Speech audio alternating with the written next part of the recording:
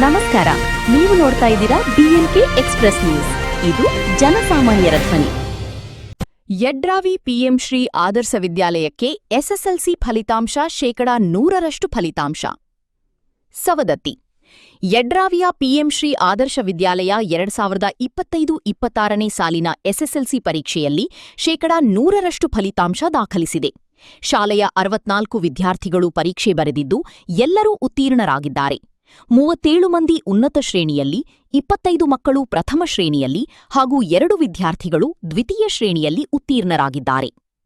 ಸ್ವಪ್ನಾ ತುರಮರಿ 625ಕ್ಕೆ 614 ಅಂಕ ಪಡೆದು 98.24% ಫಲಿತಾಂಶ ಶಾಲೆಗೆ ಪ್ರಥಮ ಸ್ಥಾನ, ಜುನೀದಾ ನದಾಫಾ 612 ಅಂಕ ಪಡೆದು 97.92% ಫಲಿತಾಂಶ ದ್ವಿತೀಯ ಹಾಗೂ ಮನೋಜ್ಗೌಡ ಪಾಟೀಲ 610 ಅಂಕ ಪಡೆದು 97.60% ಫಲಿತಾಂಶ ತೃತೀಯ ಸ್ಥಾನ ಪಡೆದು ಶಾಲೆಗೆ ಕೀರ್ತಿ ತಂದಿದ್ದಾರೆ.